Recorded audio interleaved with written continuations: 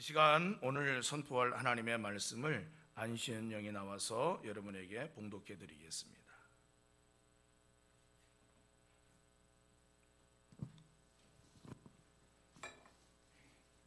오늘 선포하실 하나님의 말씀은 히브리서 3장 1절에서 6절 말씀입니다. 히브리서 3장 1절에서 6절 말씀입니다. 제가 봉독해 드리겠습니다. 그러므로 함께 하늘의 부르심을 받은 거룩한 형제들아, 우리가 믿는 도리의 사도이시며 대제사장이신 예수를 깊이 생각하라. 그는 자기를 세우신 이에게 신실하시기를 모세가 하나님의 온 집에서 한 것과 같이 하셨으니, 그는 모세보다 더욱 영광을 받을 만한 것이 마치 집 지은 자가 그 집보다 더욱 존귀함 같으니라. 집마다 지은 이가 있으니 만물을 지으신 이는 하나님이시라. 또한 모세는 장래에 말할 것을 증언하기 위하여 하나님의 온 집에서 종으로서 신실하였고, 그리스도는 하나님의 집을 맡은 아들로서 그와 같이 하셨으니, 우리가 소망의 확신과 자랑을 끝까지 굳게 잡고 있으면 우리는 그의 집이라. 네, 우리가 사순절을 지나면서 사순절 홀리 라이프라, 그래서 예수님을 깊이 생각하자 하는 말씀으로 히브리서를 가지고 계속해서 말씀을 나누고 있습니다. 여러분, 예수님은 고통과 시험을 당하셨던 분이기 때문에 우리와 살아가는 삶에 있어서 많은 어려움들을 잘 이해하시고, 그래서 우리가 아파하며 힘들어하는 것도 잘 아시기 때문에 우리가 그런 문제를 가지고 주님 앞에 나아갈 때 주님께서는 두말할 나위도 없이 우리의 상처와 아픔을 싸매 주시고 붙들어 주시고, 고통과 어려움 중에서 호소하는 우리의 간구를 절대로 외면하지 않고 들으시며 도와주신다는 사실을 또 우리가 말씀을 통해 들었습니다. 또한 예수님은 어떤 분이냐? 우리의 죄를 사하여 주시는, 정말 세상에 무엇으로도 어떤 것으로도 대신해서 사함받을 수 없는 것이 죄인데, 그 자신의 보혈의 피로 우리의 죄를 대속해 죽으셨습니다. 그래서 지난 시간에는 우리가 하나님의 자녀라고 하는 권세를 힘입게 되어 마귀가 우리를 하나님 앞에 송사하는 그 어떤 것도 먹히지 않는, 이제 마귀의 모든 송사는 거짓이 되고 우리는 하나님의 자녀로서 마귀의 모든 송사와 그 권세를 이길 수 있는 영적인 권세, 예수님 믿는 권세를 갖게 되었다라고 말씀을 드렸습니다. 이제 오늘은 유대인들에게 이 히브리서를 기록한 목적과 더불어서 우리에게도 이 히브리서를 통해 주시는 이 히브리서 기자가 성령을 통해 우리에게 가르쳐 주고자 하는 아주 귀한 진리를 예수님을 믿는 믿음 안에서 다시금 새롭게 발견하는 오늘 이 시간이 되었으면 좋겠습니다. 여러분, 히브리서는 보내는 편지였습니다. 누구한테 보내느냐? 수신자가 있을 거 아니에요. 그 수신자는 바로 유대인들인 것입니다. 이방인들이 아니라 유대인들인 거예요. 그 중에서도 예수님을 구주로 믿는 유대 사람들 중에서도 예수 믿는 그리스도인들에게 보내는 편지인 것입니다. 이 유대인들은 조상적부터 내려오는 전통적인 유대교적 종교 생활에 아주 익숙한 사람들이에요. 율법을 지키는 것, 기도하는 것, 제사하는 것, 절기를 지키는 것이 이게 뭐 한두 해 해오는 것이 아니에요. 언제부터? 모세, 즉 예수님 오신 그 당시로부터 시작하여 1500년 전부터 그 일을 계속해서 조상적부터 해오던 것이기 때문에, 특히나 아주 어렸을 때부터는 레위기 말씀을 애우다시피 부모들이 가르치기 때문에 이들은 율법에 익숙하고 또 유대교적 종교 생활과 그 전통에 아주 익숙한 사람들입니다. 우리나라도 불교가 전래되어 온 지 엄청 되었잖아요. 1000년도 넘었잖아요. 그렇기 때문에 우리는 아직도 이 불교적인 기복신앙과 불교적으로 신앙생활하는 그 종교생활에 사실 익숙합니다. 익숙해요. 절에 가는 것이 아주 어색한 것이 아니라 익숙해. 절이 우리 근처에 있다, 이것이 불편한 게 아니라 믿는 우리임에도 불구하고 그런가 보다 하고 익숙해요. 그러니 유대인들이 1500년이나 율법에 합한 삶을 살고자 노력한 그들의 전통으로 보면 어느 날 갑자기 나타나 구원자라고 이야기하며 죄를 사해 준다고 말하며 하나님의 아들이라고 말하는 예수님을 유대인들이 받아들이기는 무척 쉽지 않은 어려운 일이었다는 것입니다.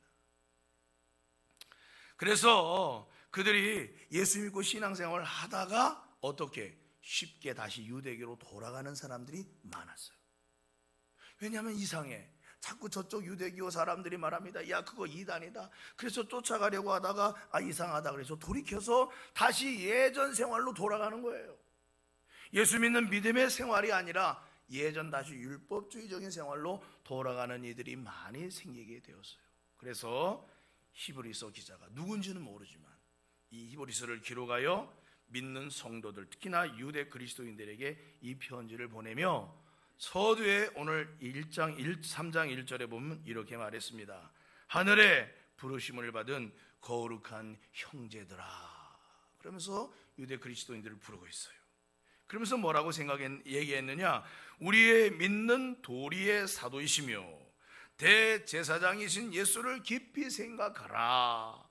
예수님이 너희가 생각하는 것처럼, 유대인들이 생각하는 것처럼 그렇게 이단이고 아무것도 아닌 분이 결코 아니다. 그분을 깊이 생각해봐라. 그분을 깊이 생각해봐라. 너희가 믿고 따라야 할 분이 바로 그분이시다라는 것을 여러분 깊이 생각해봐라 하면서 강조하여 이 말씀을 가르쳐주고 있다는 것입니다. 사랑하는 성도 여러분이요, 우리도 예수님을 믿다가 때로는 믿음 생활이 좀 회의적이게 생각될 때가 있어요. 나만 그런가 보다. 여러분도 그렇지 않아요? 그죠? 예수님을 열심히 잘 믿는데 하나님 도대체 어디 계신 거야? 하나님이 내 이렇게 어려운 형편과 사정을 몰라주고 계신 거야? 라면서 하나님의 손길이 잘 느껴지지 않을 때가 있어요. 믿음 생활을 하고 교회 가서 신앙 생활하고 예배 생활하지만 실상 내 삶과 마음이 예수님에게서 멀어진 것 같은 느낌을 받을 때가 있다는 거죠. 그래서 신앙생활 하다가 어떤 분들은 쉽게 다시 세상으로 돌아갑니다.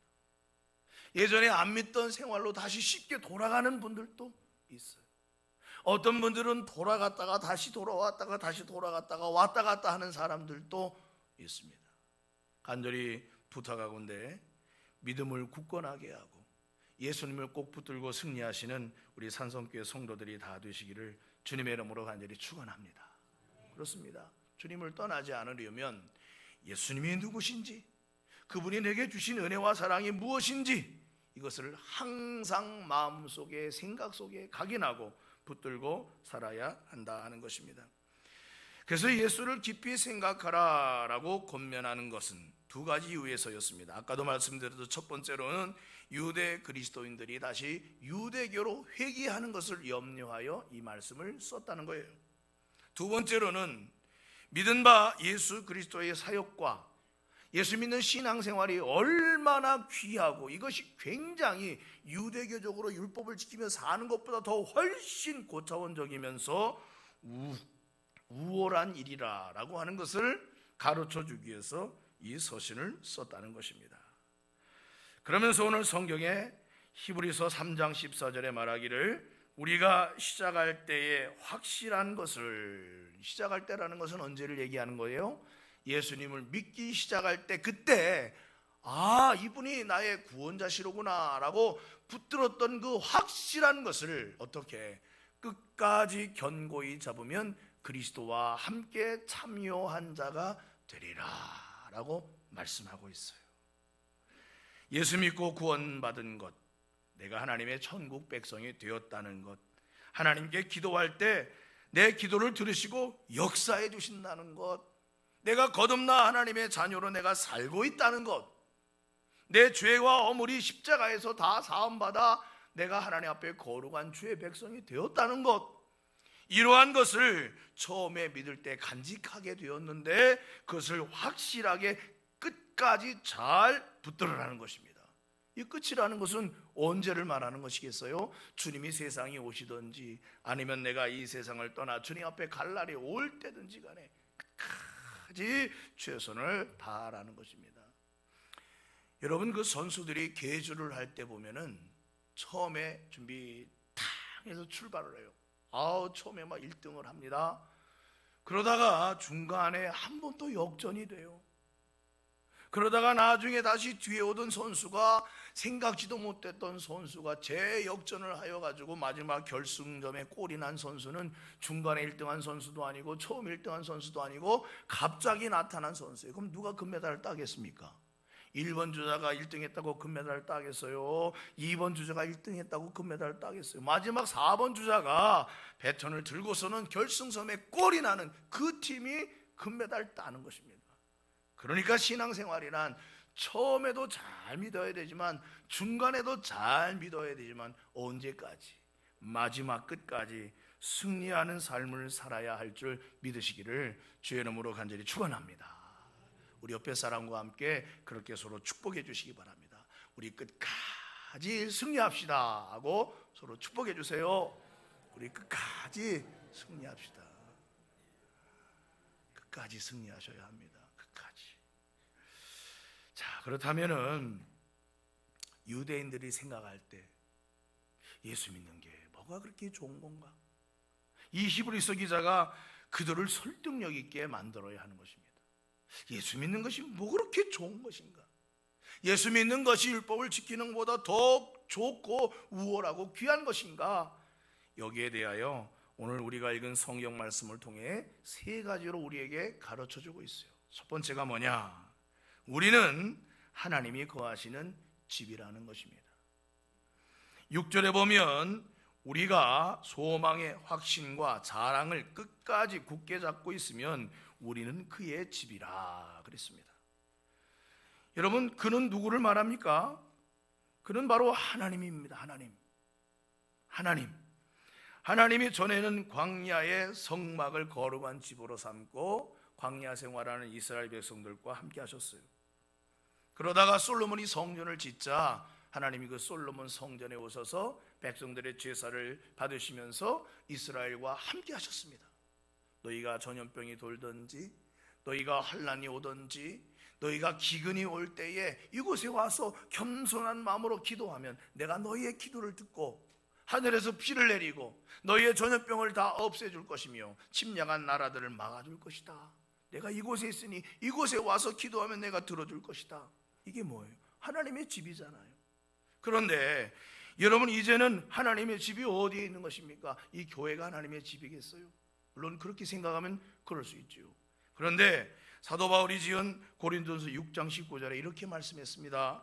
너희의 몸은 너희가 하나님께로부터 받은 바 너희 가운데 계신 성령의 전인 줄을 알지 못하느냐? 너희는 너희 자신의 것이 아니라 라고 말씀했어요. 우리가 하나님의 성령이 거하시는 성령의 전, 즉 하나님의 집이라고 말씀하고 있는 것입니다. 하나님의 집은 따로 휘황찬란하게 지어야만 하나님의 집인 것이 아니에요. 하나님이 함께하고 하나님이 동행하고 하나님이 와 계신 그곳이 바로 하나님의 집인 줄로 믿습니다. 한번 따라서 해보시기 바랍니다. 나는 하나님의 집이다. 할렐루야. 아파트도 누가 짓느냐에 따라서 그 값도 확실히 달라져요. 그래서 소위 명품 아파트가 있습니다. 물론 땅도 중요하죠. 그런데 누가 짓느냐가 참 중요해요. 뭐 명품 아파트라고 하면 현대 아파트, 또 뭐가 있어요?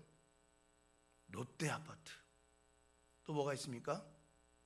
삼성 아파트, 또 뭐가 있어요? LG 짜이 아파트, 또 뭐가 있어요? 장안 아파트. 명품 아파트인 것입니다. 제가 부목사로 서울에 사역할 때 그 도곡동의 타워팰리스에 사시는 장로님이 계셨어요. 안장로님이라고. 장로가 아니어서 안장로가 아니에요. 성이 안심입니다. 사업하시는 분이었는데 제가 담당하던 교구의 장로님이 있어서 1년에 한 번씩 꼭 신방을 갔습니다.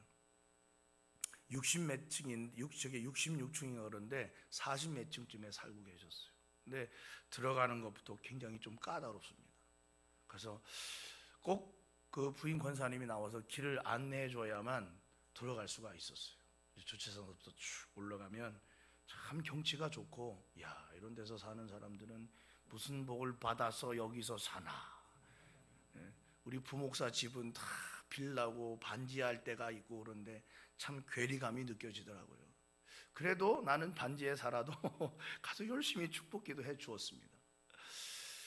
그런데 저 아파트가 굉장히 유명한 아파트예요. 우리 지금 법무부 장관인 한동훈 법무부 장관도 그곳에 산다고 하죠.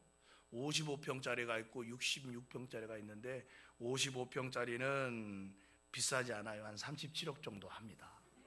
66평짜리는 조금 비싸. 48억 정도 한다고 합니다. 예, 작년 2022년 기준으로. 야, 참 밑에는 이런 시설들이 잘 갖춰져 있고, 야, 이런 집을 짓는 사람들도 대단하지만 이런 데 사는 사람들도 대단하구나 하는 그런 생각을 그때 해봤어요. 지하에는 뭐 국산차는 없어요. 다 거의 외제차가 투성입니다. 그런데 이 정도의 집도 별거 아니에요. 왜냐? 하나님이 지으신 집이 있다 이거예요. 하나님이 지으신 집은 세상의 기업들이 지은 집과 비교할 때 얼마나 좋겠습니까? 할렐루야. 얼마나 좋겠습니까? 집이 아무리 좋아도 집이 착한 일을 한다는 것은 들어본 역사가 없어요. 집이 아무리 비싸고 살기 좋아도 저 집에 산다고 구원받는다는 얘기 들어본 역사 없어요. 그런데 하나님이 거하시는 집은 뭐냐? 바로 예수 믿는 신앙을 굳게 붙들고 어려워도 힘들어도 신앙생활을 열심히 하려고 그렇게 믿음으로 살고자 하는 그 사람이 바로 하나님의 집이라는 거예요. 그리고 그 사람 개인만이 아니라 우리라고 했어요. 우리가 그의 집이라고 그랬어요. 우리는 누구를 얘기하는 것입니까? 너와 나. 함께 신앙생활하는 서로 교인된 우리가 하나님의 집이라 이거예요. 한번 옆에 사람에게 그렇게 고백해 주시기 바랍니다. 당신은 진짜 비싼 집이라고. 자, 시작. 당신은 진짜 비싼 집입니다. 할렐루야. 이런 소리를 어디 가서 들어보겠습니까? 우리는 진짜 비싼 집에 얼마를 주고 건축했을까요? 네? 얼마를 주고 건축했어요? 네? 3억이요? 예수님의 피값을 주고 건축했습니다. 주님의 보배로운 피보다도 소중한 게 세상에 어디 있습니까? 보석을 주고도 돈을 주고도 살 수 없는 우리의 허물을 그의 피가 말갛게 씻겨주시니 그보다 더 귀한 피가 어디 있겠어요? 세상에서 아무리 매일같이 호화로이 연락하며 살았던 누가복음 16장의 부자도 지옥의 고통에 떨어지고 말았습니다. 왜? 죄의 문제를 해결하지 못했기 때문이에요. 세상에서 부유하게 산다 하여 천국 가는 게 아닌 거예요.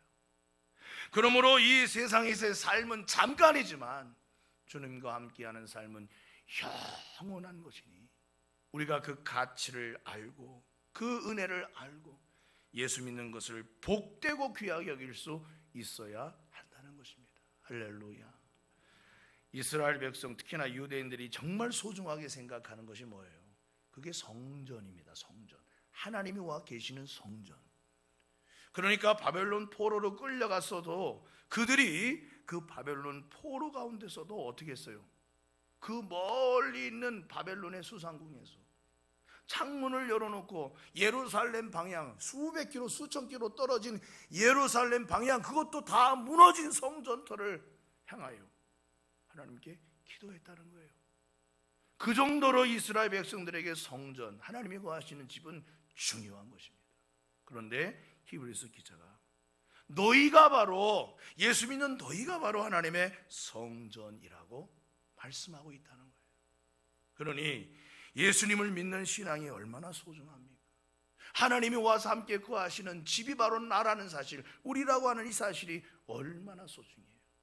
그 모든 역사는 다른 누구도 아닌 예수님 안에서 이루어지는 역사이기 때문에 예수 믿을 가치가 있고 귀하다는 사실인 것입니다. 두 번째로 하나님의 집을 이야기할 때 우리가 두 가지를 생각할 수 있어요. 하우스 앤 홈입니다. 하우스는 겉으로 지은 집을 말하고, 홈이라고 하는 것은 그 집 안에 있는 가족 구성원들이 살아가는 삶의 그 가정의 모습을 의미하는 것입니다. 성령이 거하시는 성전으로서 우리는 하우스지만 구원받은 백성으로서 함께하는 영적인 가족이라는 개념에서 보면은 홈인 것입니다. 다시 말해 예수 믿는 성도가 모인 교회는 곧 하나님이 함께하시는 영적인 가정이라는 말이에요. 한 지붕 아래 있는 한 가족이라는 것입니다. 집안에서 살아가는 한 가족은 혈연 관계죠.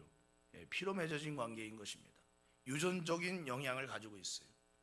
세상에서 맺어지는 관계들은 다양한 이유가 있지만 대부분은 손익 때문에, 손익의 계산을 따져서 관계를 맺기도 하고 관계가 깨지기도 해요. 그런데 특이한 관계가 있는데 그게 바로 교회 안에서 함께 신앙생활하는 성도의 관계인 것입니다. 아니, 피를 나눈 형제도 아니고, 그렇다고 가정의 문화가 비슷한 것도 아니고, 그런데도 매주 모여서, 매일 모여서 새벽 기도하고 그냥 같이 주일날 밥 먹고 서로 그렇게 신앙생활을 함께 하면서 살아간다는 것입니다. 왜 그럴까요? 예수님으로 맺어진 관계이기 때문에 그런 것입니다. 할렐루야. 그래서 구원받은 성도는 교회를 떠나면 안 돼요. 구원받은 성도는 교회의 일원이 되어서 함께 신앙생활을 해야 하는 것입니다. 성향도 다르고 문화도 다르고 나이도 다르지만 예수 믿는 믿음으로 한 가족으로서 서로 끌어주고 잡아주고 밀어주고 기도해주고 사랑해주고 격려해주고 위로해주면서 어디까지 가야 하느냐? 끝까지 가야 하는데 천국까지 가야 하는 관계가 저와 여러분 우리 모두의 관계라는 것을 기억하시기를 주의 이름으로 간절히 축원합니다. 그러니까 함께 신앙생활하는 성도가 신앙생활을 제대로 잘 못하면 잘 권면해 주세요. 아멘 좀 하세요.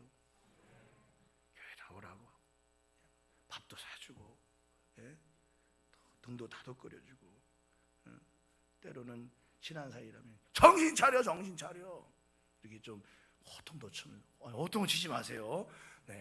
그렇게 하면서 어디 천국까지 가야 되니까 그러라고 우리를 한 교회, 산성교회 공동체 일원으로 만들어 주셨다는 것입니다. 우리가 수요일날 성경 공부를 통해 레위기 말씀을 배웠잖아요. 공동체란 무엇입니까? 안식을 통해서 함께하고 나누고 베푸는 것입니다. 삶의 안식이 필요해. 그게 일주일에 한 번씩 드려진 주일날 지키는 거예요. 두 번째는 땅의 안식이 필요해. 6년 농사 짓고 7년째는 파종을 하면 안 되는 거예요. 땅도 쉬게 하는 거예요. 그래야지만 더 풍성한 삶을 살아가는 거예요. 그 다음에 50년째 될 때는요, 이게 신년이라 그래서 제도적인 안식이에요. 빚 때문에 포로된 사람은 다 원상복귀, 그 다음에 땅도 빼앗겼으면 다시 원상복귀, 개인의 권리를 다 회복해주는 제도적인 안식이 있는 거예요. 왜 이렇게 하라고 하셨느냐? 공동체이기 때문에 그렇게 하라고 한 것입니다. 이 공동체는 혈연 관계도 아니요, 이 공동체는 손익계산을 따지는 관계도 아니요, 이것은 예수님 안에서 사랑하고 서로 돕는, 천국까지 가야 하는, 영원히 함께 살아야 하는 관계이기 때문에 우리가 이렇게 너와 나가 하나님 안에서 영적인 가정을 이루어 살아가고 있다는 사실을 여러분 잊으시면 안 되는 것입니다. 사랑하는 성도 여러분, 그렇기 때문에 교회 안에서 신앙생활을 적극적으로 하시기 바랍니다. 세상 사람들과의 관계는 손익에 의해 좌우되어도 성도 간의 관계는 그 손익이 아니라 가족이라는, 하나님 안에서 가족이라는 마음으로 함께 밀어주고 끌어주고 기도해주고 사랑하는 그런 저와 여러분 되기를 간절히 소망합니다. 우리 히브리서 10장 23절 이하의 말씀을 우리 다 같이 저 앞에 있는 스크린을 보시고 같이 한번 읽어보겠습니다. 시작. 또 약속하신 이는 미쁘시니 우리가 믿는 도리의 소망을 움직이지 말며 굳게 잡고 서로 돌아보아 사랑과 선행을 격려하며 모이기를 패하는 어떤 사람들의 습관과 같이 하지 말고 오직 권하여 그날이 가까움을 볼수록 더욱 그리하자. 이렇게 신앙생활을 하라고 히브리서 기자가 우리한테 가르쳐주고 있습니다. 예수 믿는 게 왜 소중하냐? 세 번째로, 예수님은 모세보다도 우월하신 분이라 하는 사실입니다. 창조주 하나님께서 집을 지으시며 집을 관리하고 이끄는 고용인들을 많이 두셨어요. 그중 최고는 바로 누구냐? 모세입니다. 유대인들에게 있어서 모세는 가장 인물 중에서도 훌륭한 인물이에요. 우리의 리더, 우리의 조상 중에 가장 큰 사람을 꼽으라 그러면 모세를 꼽는 게 유대인들의 생각인 것입니다. 그래서 그런지 몰라도 예수님께서 변화산에 올라가셨을 때 나타난 두 사람이 있는데 하나는 누구였습니까? 모세고 하나는 엘리야였어요. 그만큼 모세가 유대인들에게는 귀하고 위대하고 우월한 존재로 생각이 되는 것입니다. 왜 그렇습니까? 자기들에게 율법을 주고 성막을 주고 또 광야 40년을 인도하고 애굽의 노예 생활에서 건져낸 사람으로 생각하기 때문이에요. 더군다나 모세는 하나님과 아주 긴밀한 사람이었습니다. 오죽했으면 하나님의 뒷모습까지도 볼 수 있었던 영적인 은혜를 그가 받았겠습니까? 그런데 히브리서 기자는 그렇게 이스라엘 온 집에 충성한 모세처럼 그보다 더 놀랍게 충성한 분이 있는데 그게 누구냐? 그분이 바로 예수님이라고 유대인들에게 소개해주고 있는 것입니다. 모세는 하나님의 종이었어요. 종으로서 헌신한 것입니다만 위해서님은 누구냐? 하나님의 아들이셨어요. 아들이시면서 헌신하셨어요. 모세가 열심히 노력하고 백성들을 위해 눈물로 기도했지만 예수님은 자기 백성을 위하여 어떻게 하셨습니까? 자기 목숨을 내주셨어요. 그리고 죄로 말미암아 죽어가는 온 인류를 믿음 안에서 구원해 주신 분이 바로 예수 그리스도인 줄로 믿습니다. 성경에 많은 인물이 나와요. 모세도 나오고 가나안을 정복한 여호수아도 나오고 삼손과 기드온도 나오고 다윗도 나오고 이사야, 예레미야 같은 정말 훌륭한 선지자들도 나오고 또 그리스도의 복음을 전하여 교회를 세운 사도들도 나옵니다만 모든 성경이 말하고자 하는 것은 단연코 예수 그리스도에 집중되어 있다는 거예요.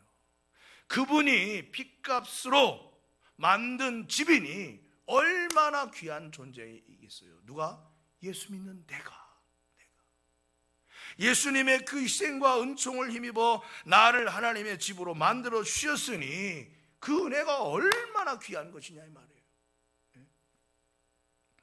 여러분 지금 시골에 가면 빈집들이 많다고 합니다. 빈집들이 많아요. 저도 전에 사역하던 곳에서 어느 분이 미국에서부터 이민을 해와가지고 섬으로 들어와서 거기서 사신다 그래가지고 우리 교회 장로님 권사님들 데리고 가서 집을 싹 수소문해서 알아보고 사람이 살지 않은 어느 집을 임대로 얻게 되었는데 그 집이 초가집이하고 쓰레기가 섞인 집이었어요. 그런데 얼마나 나무가 그 안에 많이 자랐고 방에도 막 나무가 들어와 있고 막 그래가지고 그걸 다 청소하고 하면서 얼마나 여름에 덥게 고생을 했는지 몰라요. 그리고 그분이 드디어 오셨어요. 그리고 우리 교회 등록을 하셨어요. 심지어 그분이 막 성가대도 만들어서 찬양인도도 하고 그렇게 얼마를 2달을 하시다가 어느 날 갑자기 사라지셨어요. 그래서 참 허망했던 적이 있어요. 우리 장로님이 그냥 뭐라고 막 하시더라고요. 그래서 하나님 뜻이 계시겠죠. 기도합시다. 그랬는데 이 집이라는 것도요 참 좋고 깨끗한 집이면 모르지만 온갖 잡동사니가 가득하고 나무와 풀과 벌레들이 우글대는 그것을 청소한다는 게 이게 보통 어려운 일이 아니더라고요. 그래도 청소하니까 청소가 되더라고요.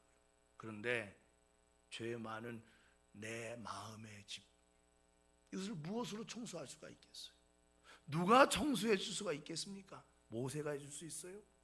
이사야가 해줄 수 있을까요? 죄 없으신 예수님 외에는 없는 줄로 믿습니다. 그래서 예수님은 모세나 이사야나 다른 선지자나 그 사람들과 비교할 때 차원이 다른 분인 거예요. 그런 분이 우리의 구원을 위해 희생하시고 그분을 믿는 자마다 누구든지 공로가 없어도 다 구원을 주시겠다고 약속해 주셨으니 율법을 지키며 사는 유대교적인 종교 생활과는 비교할 수 없는 은혜가 바로 예수 믿는 신앙 속에 있다는 것을 우리는 생각해야 한다는 것입니다. 히브리서 3장 6절에 이렇게 말하고 있습니다. 그리스도는 하나님의 집을 맡은 아들로서 그와 같이 하셨으니 우리가 소망의 확신과 자랑을 끝까지 굳게 잡고 있으면 우리는 그의 집이라 그랬습니다. 어떻게? 소망의 확신과 자랑을 끝까지 붙잡으라는 거예요. 이 소망의 확신이라는 말을 다른 말로 바꿔 말하면 담대함이라고 말할 수가 있어요. 히브리서 10장 35절에 보면 그러므로 너희 담대함을 버리지 말라. 이것이 큰 상을 얻게 하느니라 그랬습니다. 또한 32절부터 보면은 전날에 너희가 빛을 받은 후에 고난의 싸움, 큰 싸움을 견뎌낸 것을 생각하라. 빛을 받았다는 얘기는 예수님을 믿기 시작했을 때 많은 고난이 있는데 그 싸움을 견뎌내 왔다는 것입니다. 혹은 비방과 환난으로서 사람들에게 구경거리가 되고 혹은 이런 형편에 있는 자들과 사귀는 자가 되었으니 너희는 갇힌 자를 동정하고 너희 소유를 빼앗기는 것도 기쁘게 당한 것은 왜 그렇게 기쁘게 고난에 참여하고 고난을 당했느냐? 그 다음 말씀이 중요해요. 더 낫고 영구한 소유가 있는 줄 알미라요.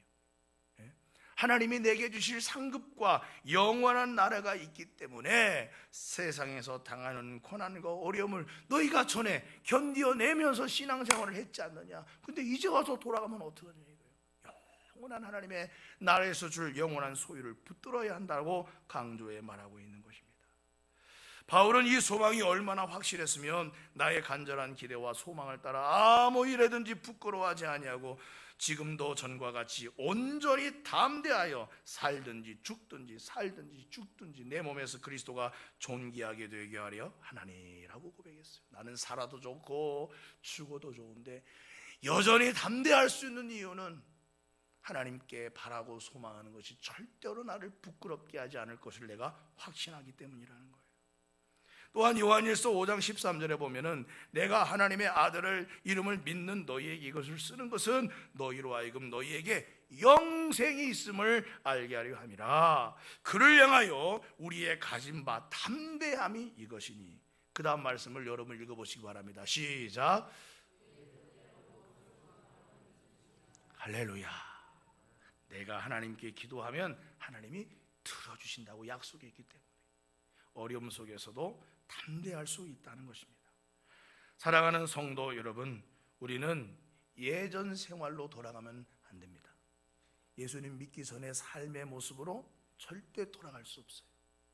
오히려 더 뜨겁고 정열적으로 적극적으로 예수 믿는 신앙 안에서 살아야 할 이유가 저와 여러분에게 확실하다는 것입니다.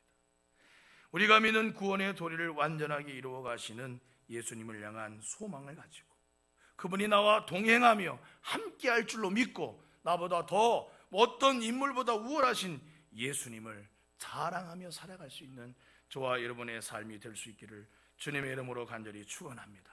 한번 따라서 해보시죠. 하나님은 우리를 집으로 삼고 계신다. 예수님은 너무나도 뛰어나시고 우월하신데 그분이 나의 구원자시다. 할렐루야. 이 믿음 꼭 붙들고 그분을 많은 사람에게 전하면서 승리하는 여러분의 복된 삶이 되시기를 주의 이름으로 간절히 축원합니다.